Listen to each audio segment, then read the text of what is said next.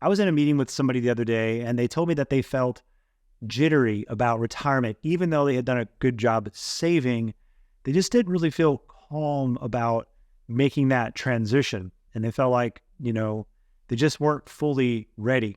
And at the heart of the issue was, yeah, I know I'm going to be okay in retirement, but I don't know that I'm going to be using my money to its best efficiency. I'm not going to get the most from my money.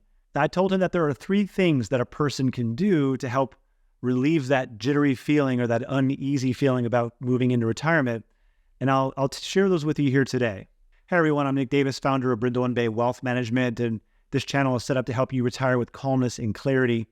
If you want to get notified when this stuff comes out, the only way I know that you can be notified is if you hit that subscribe button, and it does help our channel when you do that. If you like the video, be sure to feel free to like that too. Thanks. So what do you do when you're getting close to retirement and you're starting to feel uneasy about it? Well, I'll tell you what I told him, and it's just 3 things, and it requires a little bit of explanation. So the first thing is take it for a test drive, do a spending exercise, and know your levers. It's going to require a little bit of explanation, but I think you'll know what I mean here in a second. So first of all, you want to take a retirement test drive. Dip your toes in 2 to 3 years before you retire. Cut back the hours at work. We have somebody recently went from working 5 days a week to working 3 days a week. He was able to negotiate with his employer, and it's making it so that he wants to not retire as soon as he thought because he's enjoying having those extra days off. You could also practice retirement or rehearse retirement by taking 2 to 3 weeks off, and don't go on a vacation. Just be with yourself and do the stuff that you may do during retirement. We've had several people do that, and they tell us that it's been super helpful for them because usually when they take time off, they're focused on vacation. Taking that 2 to 3 weeks off and just being normal really helped them to kind of visualize what it was going to be like. And one last way you can take it for a test drive is you could start to pull money out of your retirement accounts, even if you're still working. So some people are still working, contributing to the retirement accounts, but then they're also pulling money out of the retirement accounts while they're retired, because it's an unusual thing, but you actually like to get into the habit of taking money out of an account and putting it into your checking account so you can kind of feel what it's like to have that paycheck replacement. Any of these things can go a long way to test driving your retirement. Next, I tell people, and I told him, to do a spending exercise. And this is helpful if you break it into buckets: needs, wants, and wishes. Just get out a piece of paper or an Excel spreadsheet, write down what are your absolute needs, what are your wants, and what are your wishes. You see, one cause of that sense of fear is that helplessness that maybe we won't be able to take care of ourselves. But by doing this exercise, it can really help to create a sense of safety when you see what your needs really are versus your wants, and then also your wishes. I think it also goes far because it helps you with your wishes. In fact, I almost called this video how to spend more money in retirement, because a lot of people find that they can retire sooner than they think, or it's going to be better than they thought, and that they can actually fulfill those wishes categories as well. Lastly, I told this person to discuss your levers. What do I mean by that? People have many things that they can do in retirement. They can make course corrections and adjustments. A lot of times we kind of over plan for people. Financial planners are guilty of this. In fact, the problem with probability planning is we tend to be over conservative. Studies have shown that if you're a probability-based planner, which I think the majority of financial plans for retirement income are probability-based, they're a safe withdrawal percentage-based. The problem with that is that we can kind of overshoot that and really underspend during our lifetime. And one reason for that is that you could make some adjustments. You could pull some levers if life happens a certain way, and you may not need as much money as you think. And understanding what those levers are and whether or not you're willing to pull them is pretty important. And in a second, I'm going to show you what some of those levers are. But another problem with this probability-based planning is we tend to view our retirement journey like it's a ride in an airplane. And the problem with if you pass or fail in an airplane, well, failure is death, right? And the retirement journey is more like being on a cruise ship, so to speak. For lack of better example, you're not going to fall out of the sky, and let's just pretend the ship can't completely sink, because we have Social Security, and we have some other things that maybe are backing up your plan. So it's really better viewed as, I've got this really nice cabin in my cruise.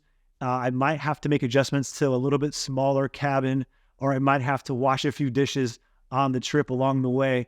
So there's different adjustments that we can make to make the journey much more like being on a cruise ship. It's not so pass or fail. If we stop viewing it from a pass or fail perspective, that can do a lot for you in terms of getting rid of those retirement jitters. Let me show you what I mean. All right, so you can see here, this is a probability-based plan, and you can see 84% successful. One of the challenges with saying it's pass or fail is here you can see that there's 40.6% stable income. So that means if a person were to fail, what does that mean? Well, it means that at least 40% of your goals are still going to be met, and that's if you made no changes, no adjustments. So if yours says 50 or 60% is stable, failure means that you'd have 50 or 60%, but you're likely to actually make a change in some of your levers. So what are those levers? Well, what if I retired, and when I retired, I spent a little bit less, so I'm going to adjust the spending a little bit. So what if I spent just a little bit less? Okay. Oh, okay. I can see that makes an adjustment. What if I adjusted my vacation and I spent a little bit less on vacation? I promise you that not all of these are just spending less. Or what if I worked part-time, and this button here says for 5 years that we put in here. So what if as soon as Timmy retires, he's like, well, I want to work for 5 years part-time and make $20,000 a year. Okay, you can see that it's making an adjustment.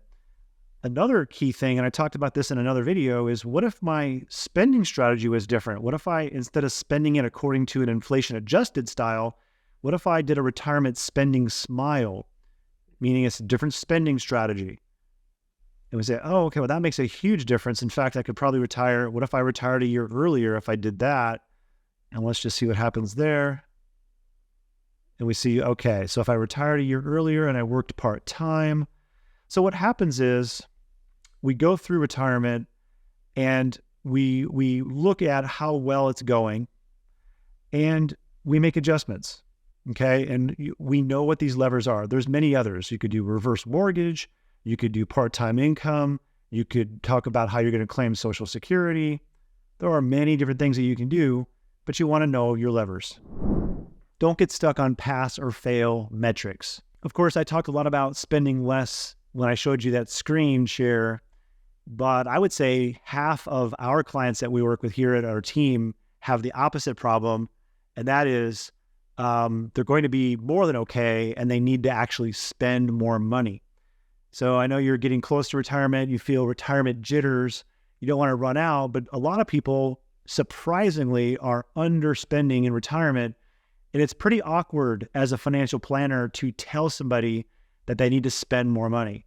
It's sobering because you want to make sure you're definitely academically sound in doing that, mathematically sound, but it's true. A lot of people are fearful, they're underspending.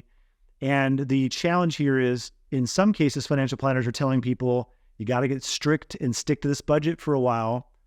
And in other cases, we're saying you really should spend more money, and here's how you could do that. It's difficult to go from saving to spending because it's inherent inside of each of us that saving is good and spending is bad. Saving is good and spending is bad. Making that switch, not easy to do. Sometimes if you know what these levers are, it can help give you permission, or if you know how successful you're going to be in achieving your goals, it can give you permission to spend more money. I used to have a saying that, years ago where I'd say, all money spends better with a written and up-to-date plan.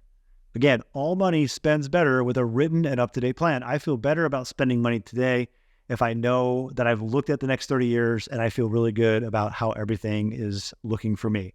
Now, remember, no financial plan or strategy or product can guarantee success because there's a lot of potential risks and things that can happen throughout your life, which is why flexibility is important, maintaining the ability to be flexible. However, it's not nice to go into retirement with jitters and uncertainty. In fact, it's the opposite of nice, it's bad. You want to have as much calmness and clarity as you possibly can.